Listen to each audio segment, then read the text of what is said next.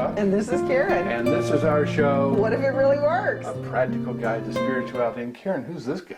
This is Sal Rakelli, and we are so happy to have him with us today. And I'm going to let him tell you a little bit about the history of his work and how he came to be here today. Well, thank you. It's a pleasure to be here. And I started on my path back in the 70s through the Silva method, which I believe is out of Laredo, and got involved in various forms of meditation, yoga, conscious breathing, rebirthing, lots of different human potential disciplines. And in the late 80s, I started contacting my spirit guides, or rather, they gently contacted me and reminded me of who I am in other levels and dimensions of reality. And in about 2002, I started publicly channeling my spirit guides, my twin soul Leah, that I work with extensively in my private sessions. And in 2004, a group of souls that call themselves the Arcturians came through and decided they wanted to work with me. Actually, they decided a couple years prior, but I didn't really put all the pieces together and say yes until about 2004.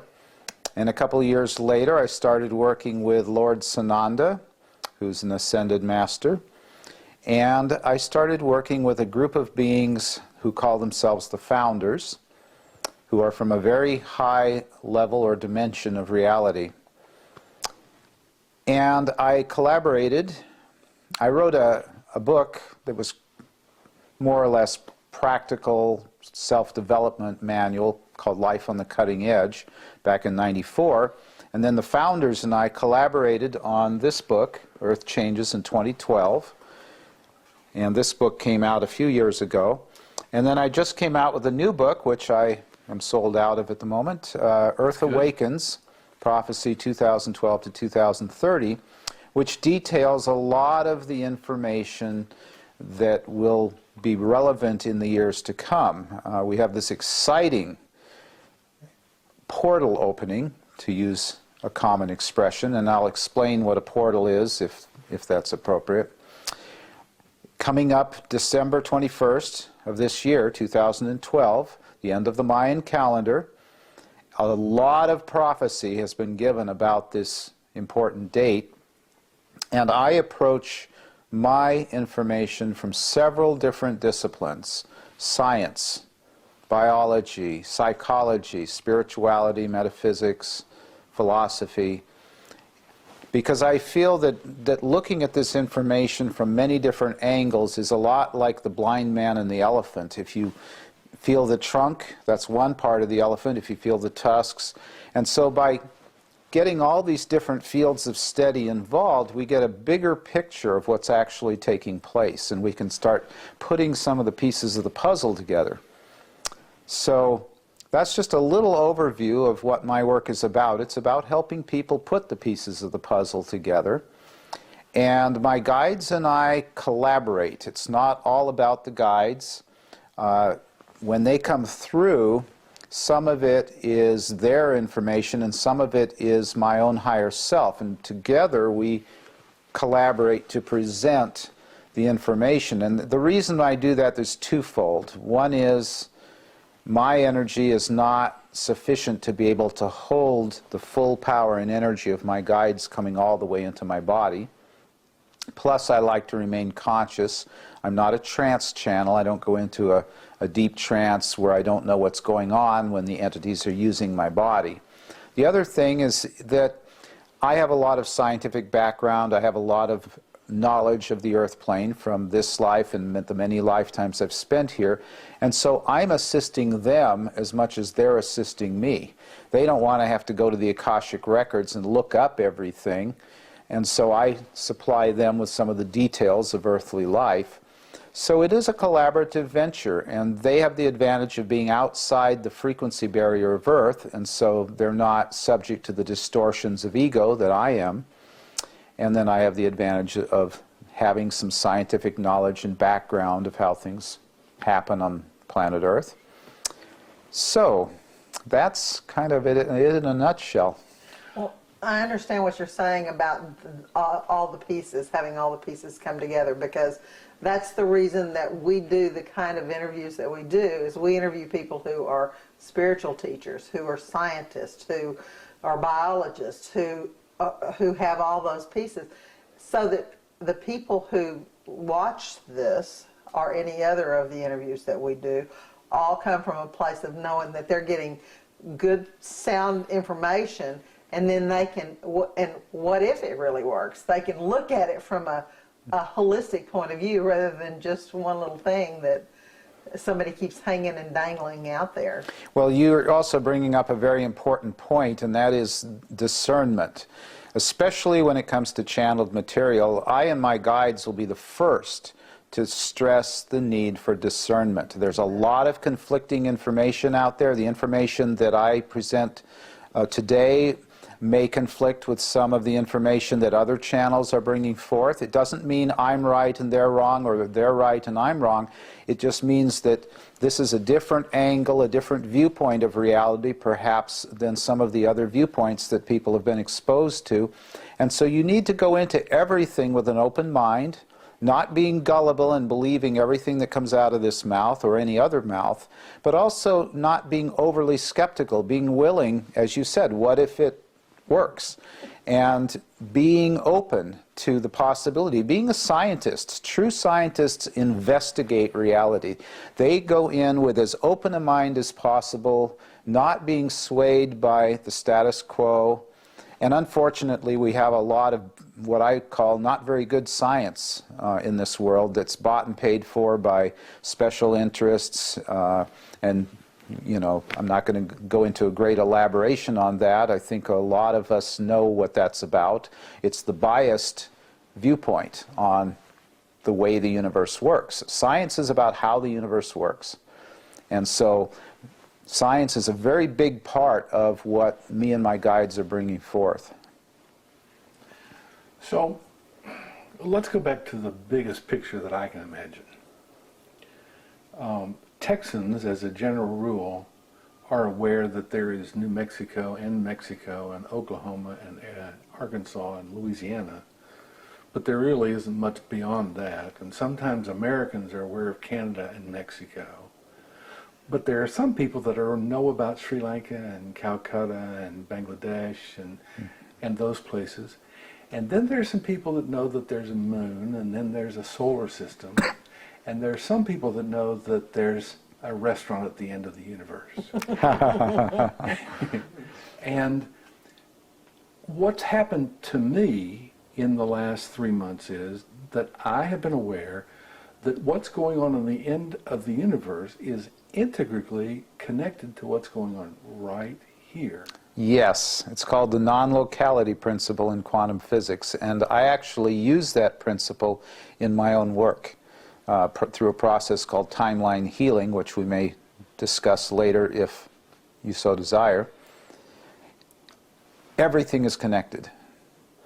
Now, that doesn't mean everything is significantly connected. Somebody in light years away in a distant galaxy may not have a tangible effect on you and I, but there's definitely a connection there. And it's been proven in quantum physics, where they've separated particles, put them as far away as possible, and measured the response time. When you do something to one aspect of the particle, it affects the other one virtually instantaneously, faster than the speed of light. So that's Bell's theorem. And so a lot of physicists are absolutely flabbergasted that, well, somehow or another, these two particles are connected, even though they appear to be separated by great distances of time and space. And I notice I said time and space, because time is also interwoven into the fabric of reality in ways that most of us are not aware. Okay, so there are people, including Rupert Sheldrake, that say that if we were able to develop our ability to go outside of our bodies, beyond the solar system, wherever we could travel any place we wanted to in the universe without all the gear and all the engineering and all the resource commitment. And it seems like that's starting to happen. And some people are thinking that, you know, we're going to see spaceships up there just any day, and we've already seen that. Some people have seen that. And but all of a sudden, at least I'm becoming aware that these beings, and their Arcturians and their Syrians and their Palladians and there's the people that we got to interview on our trip on the East Coast at the Monroe Institute, the ones. And they seem to know what's going on here at the most minute level. Yes. Well, first of all, the universe is multidimensional, and we are multidimensional beings. We have, according to my model system, 12 different levels of being, all existing simultaneously in this eternal now moment. Now, that's true from a nonlinear perspective. From a linear perspective, we are evolving through the various levels and densities of reality. What I teach is that we are third density beings evolving into fourth density beings, evolving into fifth density beings, and so on. And I go into some elaborate detail as to the nature of these various levels and densities in my books and in my teaching. What is occurring here is that there are beings from all over the universe, all different levels and dimensions, and many of them are interacting with humanity. Some of them are physical 3D beings that can be seen by anyone, and some of the UFO photographs and evidence that you'll find if you do a little research are tangible physical beings from other star systems that have managed to make it into our sphere through various means, various modes of transport. And there are many, many ways to travel great distances through time and space that are not subject to the limitations of Einsteinian physics or Newtonian physics. And then you have beings in very, very high levels and densities who can communicate through telepathy, the way that my spirit guides do. And they are avid learners. My personal spirit guide, Leah, has this avid curiosity to know everything she possibly can about the Earth plane. And so she learned some of it through me, she learned some of it through her other channels, and she is a very fast learner. That's what I can say. So let's just go straight to the core of it. Where are you from? In this lifetime, I was brought into this physical body in Salt Lake City, Utah, and grew up as a Unitarian Universalist. But who I am in the more cosmic sense is a soul that originated out of what we would commonly call the Godhead about 100 million years ago. And I have traveled to various star systems, had various types of incarnations and experiences along the way. According to my own tapping into what are called the Akashic Records, I've had 38 lifetimes on this planet.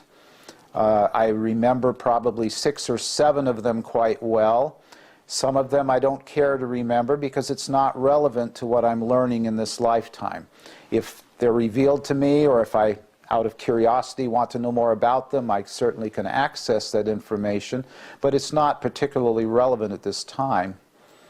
And I have what you would call primarily a Pleiadian Venusian DNA. Venusian is a little bit of a misnomer because the higher realms of Venus are full of life forms, what we would call higher etheric life forms. And it's sort of like a way station or midway station, however you want to call it, that allows beings from higher levels to come in and observe the Earth and interact with the Earth without getting into the frequency barrier that surrounds the Earth and all of the karma and duality and density that Earth offers. So it's kind of like a vantage point, a perch, like the hawk high up on the tree surveying the scene down below. And so I've been to various other systems, the Arcturus system. There are places people travel between incarnations, and there are various levels of awareness and various configurations of life that occur between incarnations. There's incarnations in other realms, other star systems. So it's not as simple as this lifetime and my previous lifetime and the previous one before that. It's quite a complex subject, actually. So one of the things that has happened also to us in the last 3 months is that we saw a Nova special called the Multi-Dimensional Universe. And it purported to tell the science, or the known science, about the possibility that there are right beside us other dimensions going on at the same time. That sounds a lot easier for the average person to think about, and that's hard to do, than thinking about these beings from other planets that are flying around here and having multiple lives and multiple dimensions and this, that, and the other. But somewhere or another it all comes together in string theory for the Yes. people that have looked at that a little tiny bit. But when we allow ourselves to think that there may be a lot going on right beside where you're sitting right now, a lot, Yes. that we are not capable sensory-wise of perceiving, is everybody working together? Well, let me kind of ease into that question a little bit. First of all, it is absolutely been proven scientifically that what you're saying is true, and all you have to do is refer back to the spectrum of light. The visible light spectrum is just a tiny little band between ultraviolet and infrared, and that essentially proves that the invisible universe is vastly larger and more encompassing than the narrow range of our physical senses, what we call the visible universe.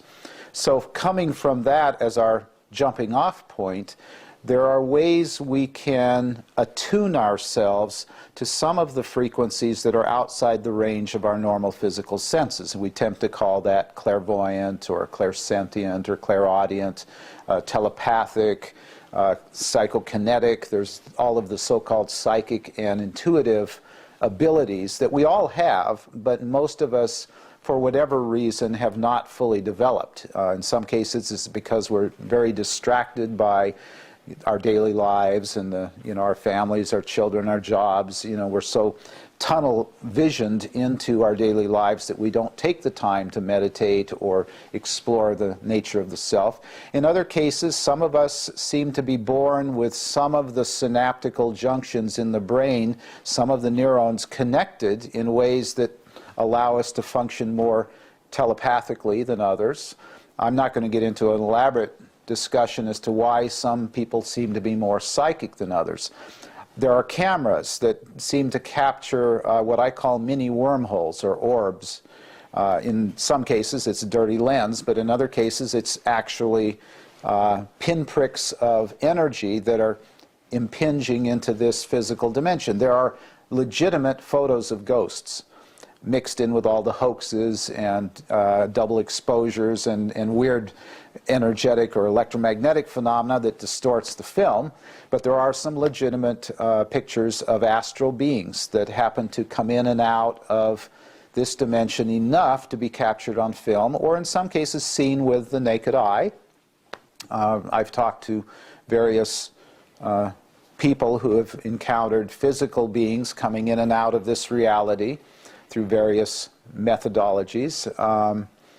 So it's absolutely correct. There are multiple dimensions, there are parallel dimensions, there are hierarchical dimensions, meaning that you can arbitrarily perhaps delineate by frequency higher frequencies in the ultraviolet spectrum, lower frequencies in the infrared spectrum, and then there is what I call a z-axis to the universe, which are parallel dimensions, which are phase shifted out of our ability to perceive them ordinarily. An example would be dark matter.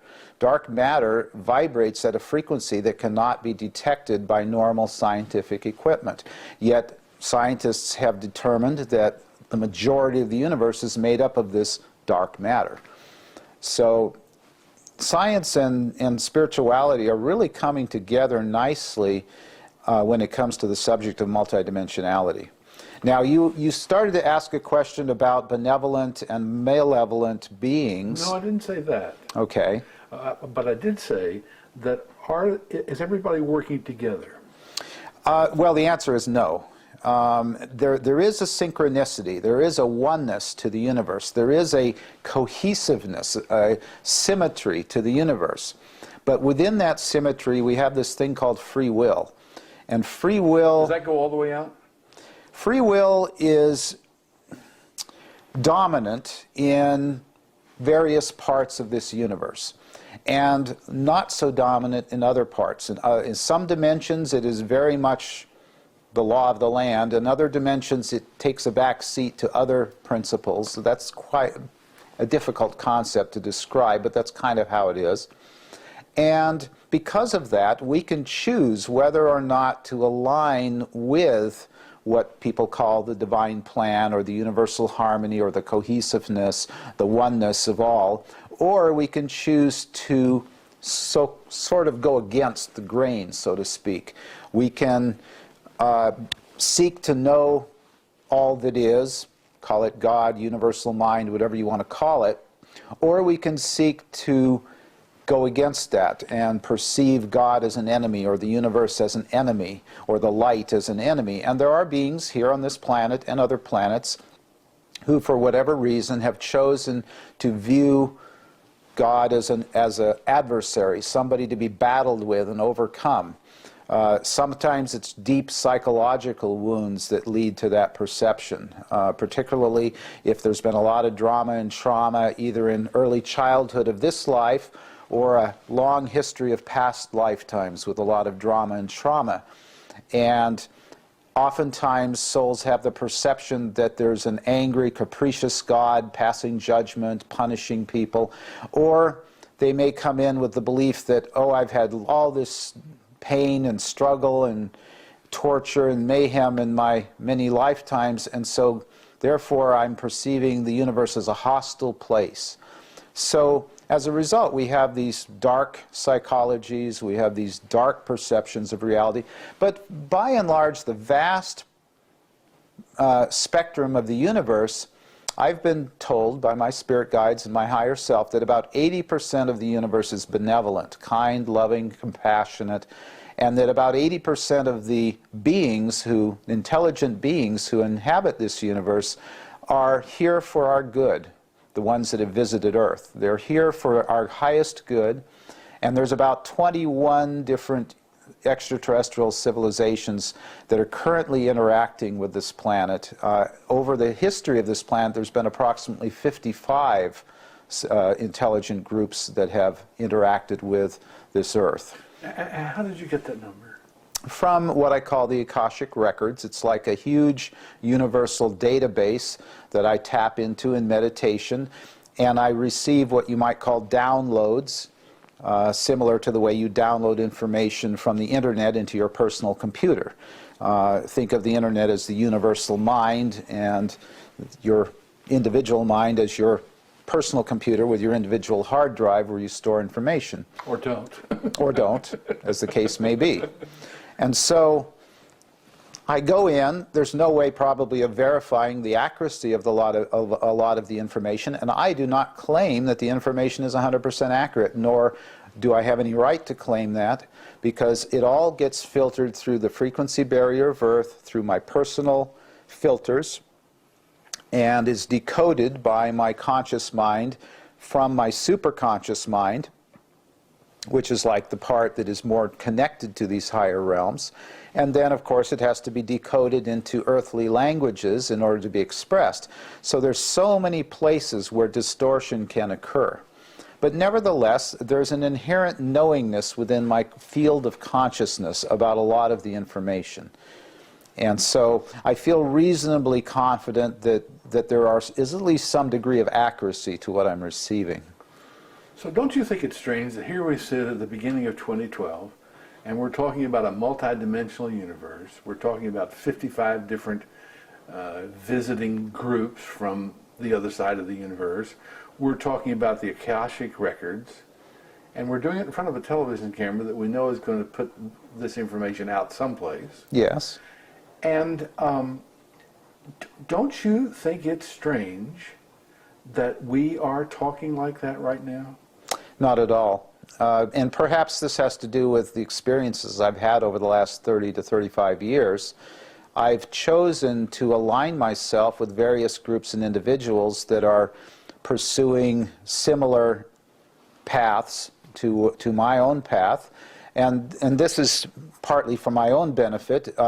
We live in a world which is largely negative, and by negative I mean people are stuck in fear, anger, judgment, guilt, and tend to project that onto others. All you have to do is turn on the evening news to see that the majority of what's being outpictured is coming from the personal ego, the little self.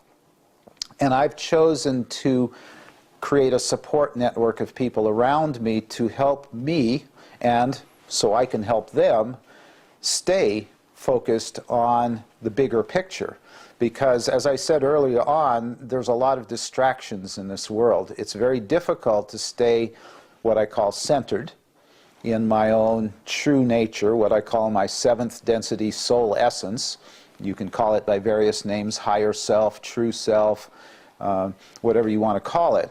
Because we have all of these levels, what I call the 6 lower levels, the physical, emotional, mental, astral, etheric, and causal planes of ourselves and of the universe, that are subject to distortion.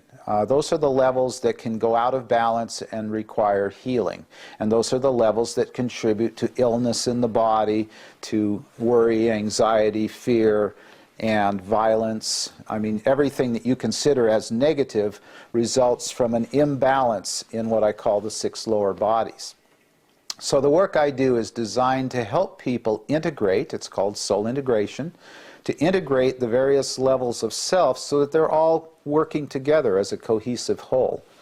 When we are aligned within our 6 lower bodies, we are powerful beyond belief. We are powerful spiritual beings. That is our inherent truth. But we don't manifest it as long as we are working at cross purposes. For example, my higher mind might want to reach out and help the world become more enlightened, help souls awaken, whereas my emotional body might want love and nurturing. Those may or may not be compatible goals depending on the approach that I take. If I'm so caught up in my desire for love and approval and nurturing that I spend all my time pursuing human relationships thinking that that's what's going to bring me that love and nurturing, I might abandon my serious scientific research over here, for example. So I'm just using that as an example of how we can become out of balance. If I wanted to write a book, but I'm busy pursuing personal relationships, it might be more difficult to write the book. That's a real tangible way of describing that type of potential conflict. So we need to go deep into ourselves. We need to heal our emotional bodies, our psychological issues, our core negative belief systems. Sometimes it's as tangible as needing to forgive members of our own family for the way we were treated as children.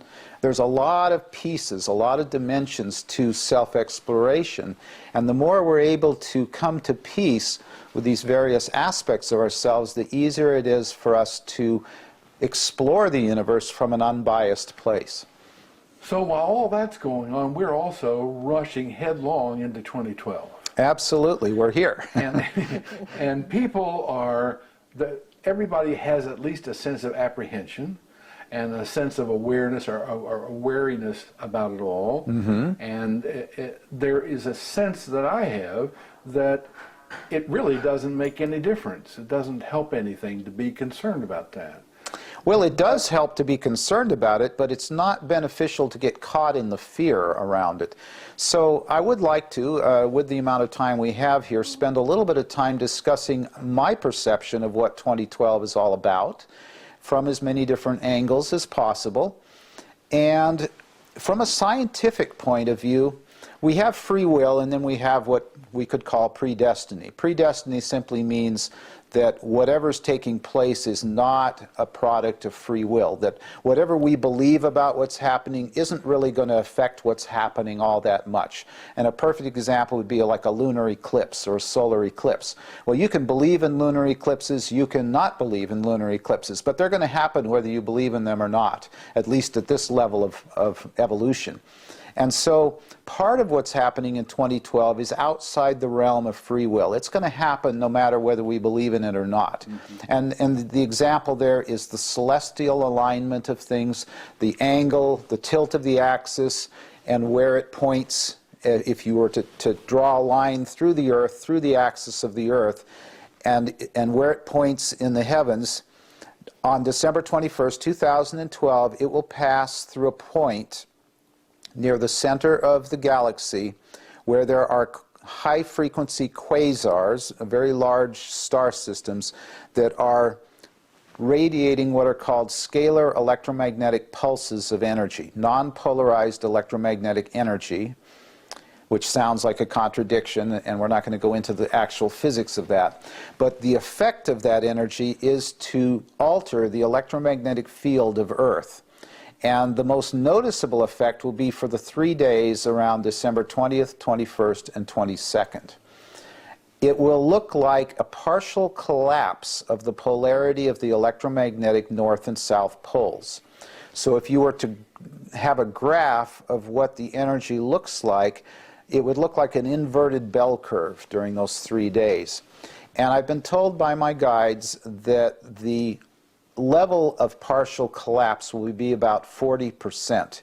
In other words, the strength of the polarized field between the north and south poles will decrease about 40% during those 3 days. And it'll just be that tight a time frame?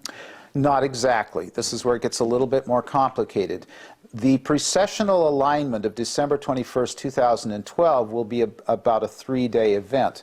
But there are other events, and there are larger events that is contained within that cover a much broader time span. There is another event called the galactic shift, which began in about 1950 and which will conclude in about 2100 AD. Which I call the galactic shift. Some seers and visionaries call it the electromagnetic null zone. Others call it the photon belt. And it's a region of space that our solar system, our entire solar system, moves into as it revolves around the central sun of our galaxy, or the black hole of our galaxy, if you want to get technical. And the period of time is about 150 years. It's a narrow band of energy that extends out from the center of the galaxy. And as the solar system moves through it, there is a partial collapse of the electromagnetic field. There is an altering of the electromagnetic field. So how does that affect us as human beings?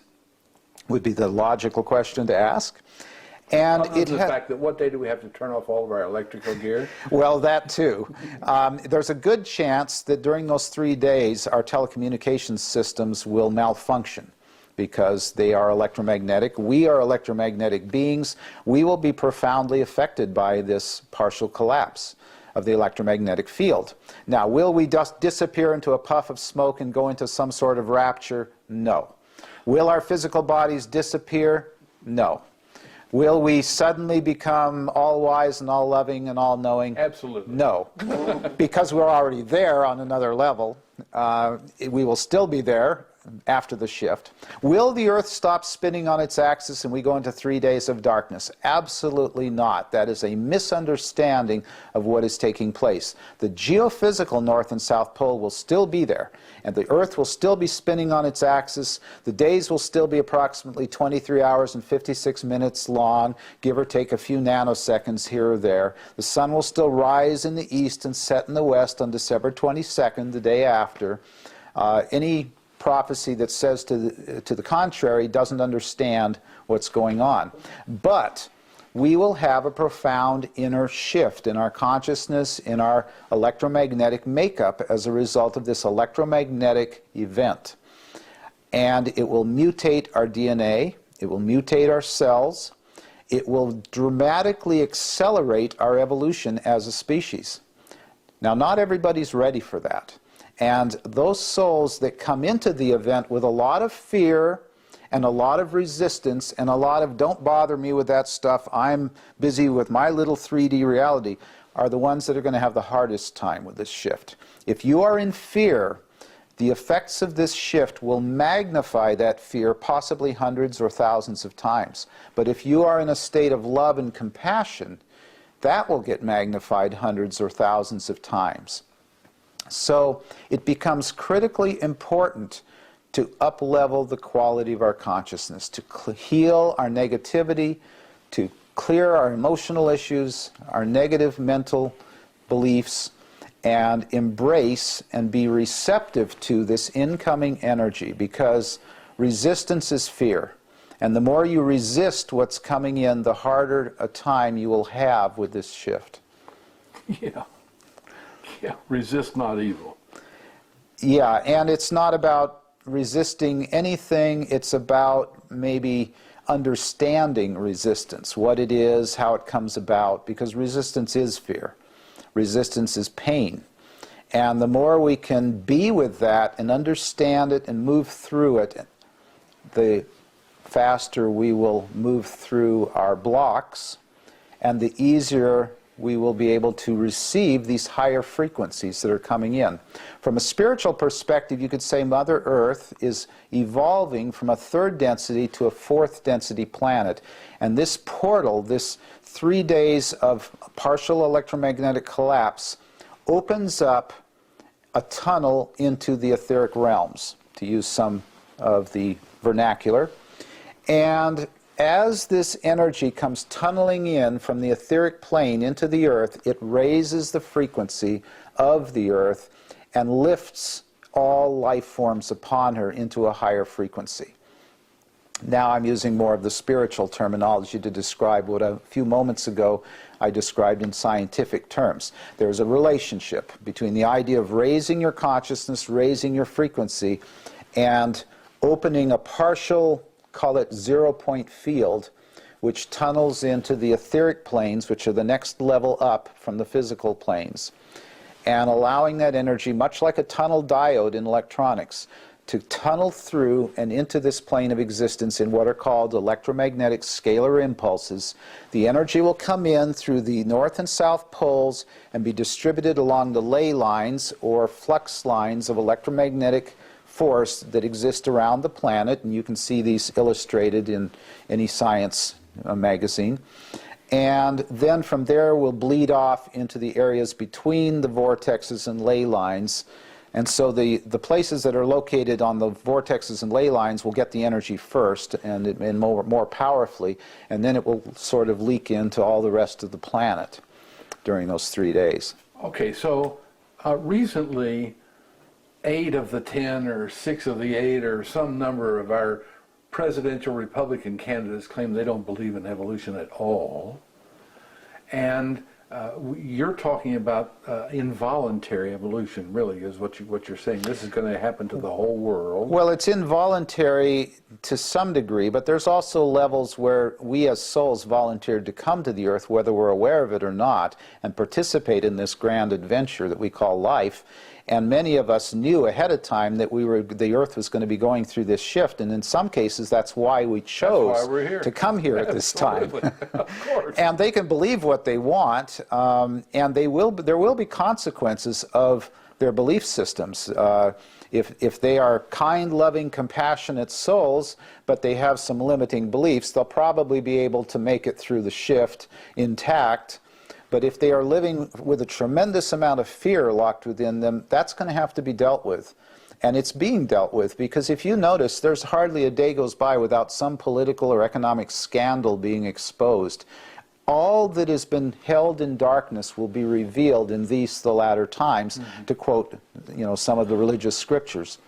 Okay, so we're skating right on the edge of the pond here, where we're talking about spiritual things, and fortunately we're talking about them in a scientific way. Yes. But, when we talk about the 55 groups of people that have been here, they didn't come just since 13,000 BC. No, not at all. It's very interesting to me to listen to intelligent academic people who really do believe that history started about 1300 BC. Until you go to South Africa and you find remains and archaeological digs that go back 250,000 years. And then you start to say, what's that? But one of the great secrets that has been kept very quiet until the mid-70s was the secret of how to awaken Kundalini. Yes. And the awakening of Kundalini, which is the reversal of the life force from the bottom chakra up through the crown chakra, which results in a completely realignment of the nervous system, much like what you're talking about is Sure. going to happen to the DNA. But when you get to that point, it's about individual progress, individual evolution. And yet, what we're talking about is a kind of evolution that's going to affect, to one degree or another, everybody. How do those two go together? Well, again, we're talking about the interaction of linear and nonlinear time. You could say that nonlinear time is the realm of spirit and linear time is the realm of the physical, if you wanted to get overly simple about it. And they both exist simultaneously. The linear progression of third density to fourth density to fifth density to sixth, etc., is the linear time progression, or what we would call soul evolution. And part of soul evolution is physical evolution, where it appears, although this is not entirely accurate, that we evolved from the ape or from the amoeba and through the plants, through the animals, through the ape, and finally to the Homo sapiens. There is some validity to that, but it's only one thread of reality, and there are other dimensional threads in addition to Darwinian evolution. And one of the levels on the soul plane is that we as souls chose to embed our consciousness and our spirit into that evolving organism and experience that evolving organism. So we are souls inhabiting human bodies, which is a body which has been perfected over millions of years of evolution. So creationism and evolution are not incompatible. They simply are looking at reality from two different viewpoints.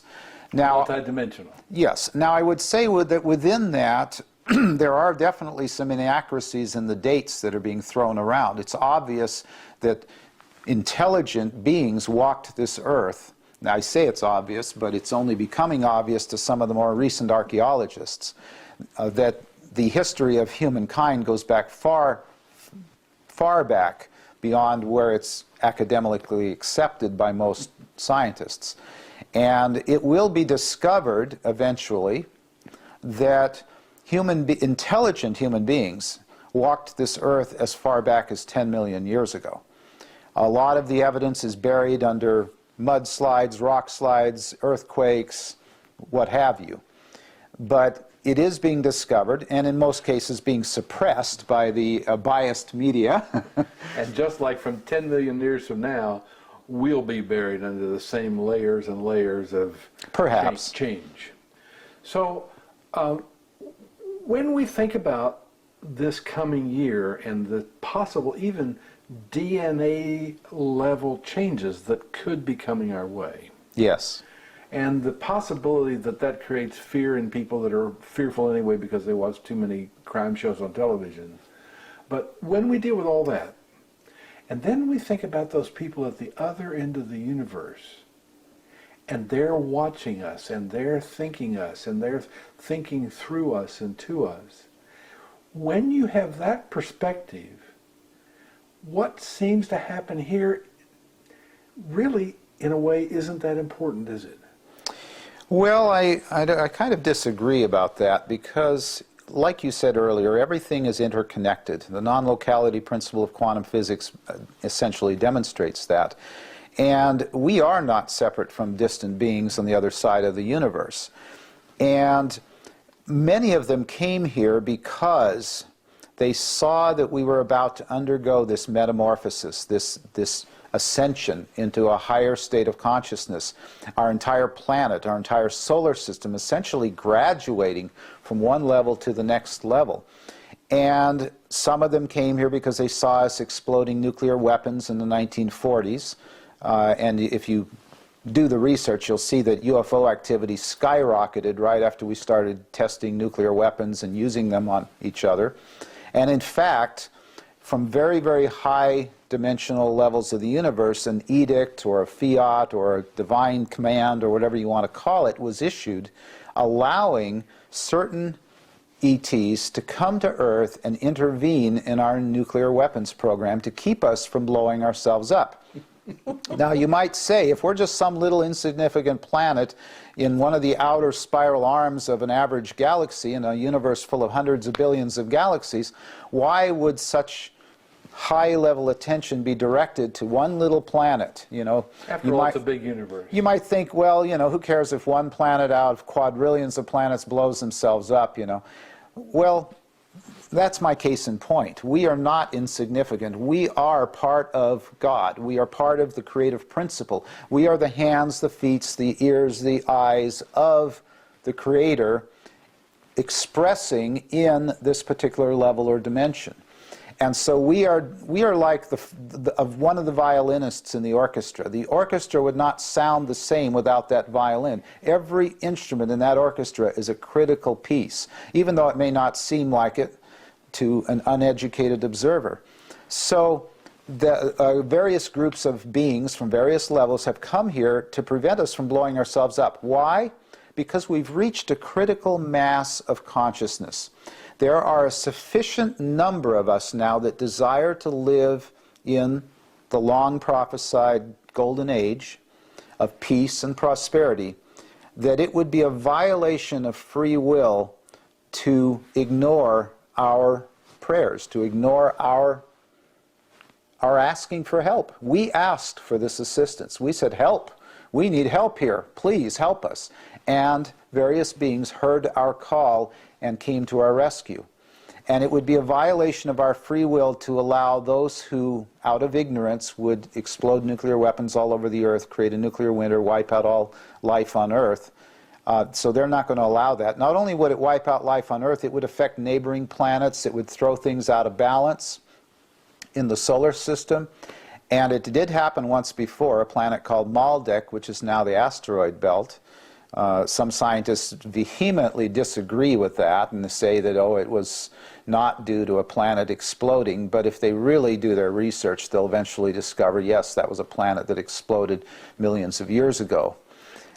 So it created a lot of problems when that planet exploded, and they decided, wait a minute, we don't want this to happen again. We're going to have to put a few safeguards in here. So, you know, this is a trial and error universe. This free will universe is trial and error. Some of you don't like to hear that, but you know, you could say God makes mistakes, which is not an inaccurate statement, because if God is all that is, then God includes aspects of the universe that are still growing, learning, and evolving, and have not reached some utopian state of perfection. You and I. One of my first Hebrew teachers says, God works funny. Indeed.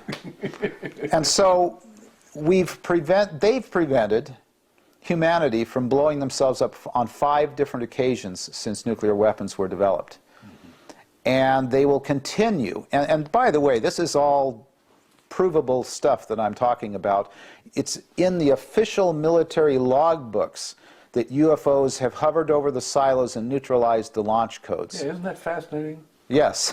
That's really very cool. So this is not something wishful thinking I just pulled out of some that place. happened in Montana or Utah, one of those 2 places. Oh, it's happened more times than Yeah. we have been made aware of.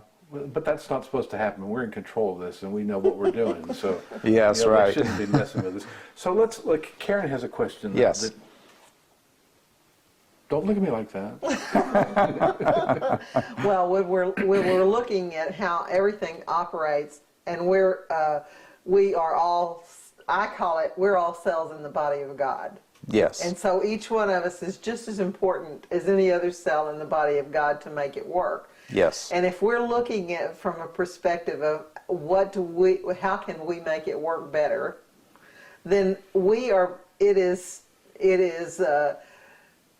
really important for each of us to be conscious of the words that we use, the things, the expressions that we have with other people, our Yes. communication with others, because they can do real damage to people whenever they're in a vulnerable place, and all of a sudden then somebody says something that's ugly, or they don't even realize how hurtful it is when they say. Well, yes, you're bringing up a very important point, what I call a fifth density state of consciousness, or a fifth density viewpoint. And that is the idea that if we are all God, if God is everything that is, then we are, as Genesis chapter 1 says, created in the image and likeness of God, as the hands, the feet, the eyes, the ears of God. Therefore, being intimately connected to one another, we are our brother's keeper. We are our sister's keeper. If something happens to you, in essence, something is happening to me. That's where love and compassion and service are born, in the realization, and I believe it was Gandhi that said, as long as there is one child suffering somewhere in the world, we are not free. And that's a fifth density perspective. That's what we're evolving into, is this awareness of our oneness with all life. You know, that yes, we feel the suffering of all life forms on this earth, and we naturally want to alleviate the suffering, because that's a part of me that's suffering. So that's a vital piece of what we're evolving into. And there are now, according to the information I've received, between 15 and 30 million souls on planet Earth who have fully embraced the fifth density consciousness and are evolving into what we call the ascended state. And that's a whole nother discussion, which hopefully we have a little time to talk about this evening. And the ascension, the technical definition, is the raising of the frequency of the human being from level 4 to level 5. Now, granted, most human beings on this planet are either stuck in level 3 or they're evolving from level 3 to level 4. So when I say 15 to 30 million souls, that's about 1 in every 300 human beings. It's a relatively small percentage, and yet it's still a sizable number of human beings. If we were to look back through the entire history of Earth, all 10 million years of human habitation here, you'll find that only about 300 souls have been able to physically ascend to level 5. A few accomplished yogis in every age, you know, things like that. The vast majority have gone through the process of reincarnation, recycling over and over again in order to give the soul more and more experience. And reincarnation is a device that was set up by very high levels of consciousness to allow us to experience fully everything there is to experience about these lower worlds. And because of what we call entropy, or the second law of thermodynamics, if you are in a lower dimension, your bodies tend to wear out and die. Everything tends to decay and disintegrate eventually. But as you evolve out of the lower densities into the realms of regeneration, or higher frequencies, then you eventually do attain a state of physical immortality.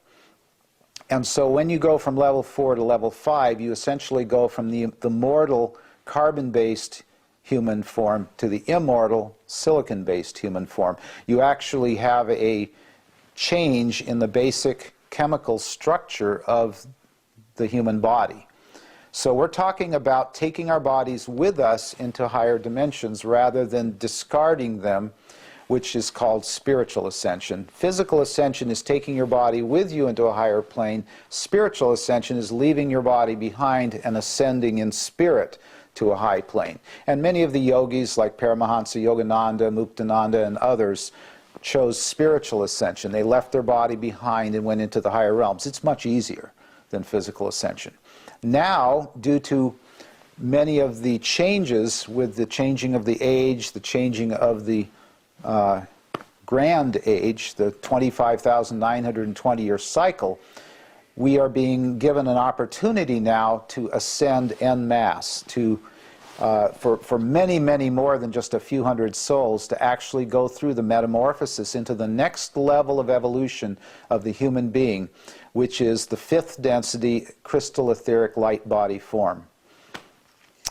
And when we're in that form, will we literally be living off of the air?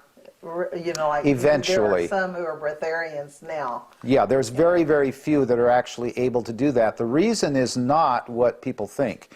yes, the body can live on air alone, and you don't have to be at an extremely high level of vibration to do that. The problem is that we live in a very dense plane of existence with a lot of negativity, and as you eliminate food and water from your system, you become very, very sensitive to vibrations.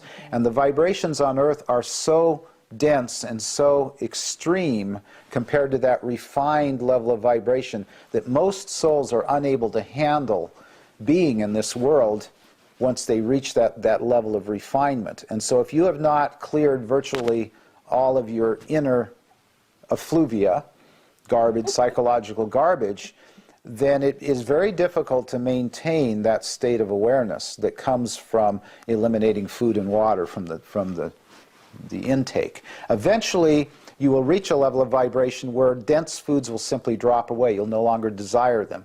You may start out eating meat and potatoes and then go into eating fish and vegetables, and then eventually go into eating a vegan diet, and then maybe raw vegan, and then maybe just liquids, and then go to just air, breatharian. And then eventually you won't even need air. You will exist directly off the prana, the life force energy from the etheric realms, and you will have attained a higher immortality by that time. So Sal, what you've done is you've just opened up 1,000 doors for our viewer to think about with this discussion and the possibilities that you see coming and what's possible. I'd like for you to hold up your book one more time so that our viewer can see this, and this is what you want to read about what Sal thinks about the year 2012. And we didn't even get to the question of Earth changes, but probably if the Earth is going to change, and this well, will be there's the year going to do be it. a lot of changes, and I realize we're running short on time. I also wanted to mention very quickly that there's no judgment in any of this material. If you are a meat and potatoes person, you are not better or worse than somebody who's attempting to be a breatharian. And it's very important to get that point. We are not talking about... my spirit guides consider themselves equal to me. They're not better or worse than me. That we're all created in the image and likeness of God. We're all perfect, innocent children of God, if you want to think of it that way. And even if we've murdered, raped, and pillaged, lifetime after lifetime, who we are at our essence, at our core, is still perfect. And so letting go of the guilt around what we have done in the past, whether it's this lifetime or another lifetime, is absolutely essential. In fact, if we were able to totally forgive ourselves for everything we've ever done in this moment, we would be free of the realms of karma. And we wouldn't be reliving over and over again the same lessons lifetime after lifetime. There is a teacher that we have studied with who talks about the forgiveness process. If every day for 9 days you do a process that says, I forgive myself for anything that I have ever done for which I'm not happy. And you do it 3 times in the morning when you wake up, 3 times in the middle of the day, and 3 times at night before you go to bed. Then it starts to clear away all that dross that's around, that's hanging on, Yes. that is that we just, we don't realize how much of that is still hanging on where we have never forgiven Jesus said, ourselves. forgive 70 times 7. Yeah. And I actually did that. It's called the forgiveness diet. Back in my rebirthing days in the 80s, I actually journaled the 70 times 7 forgiveness. And at first I felt worse. I felt more negative because all this negative stuff was coming up to be healed. But people said, oh, wow, you look lighter. What are you doing?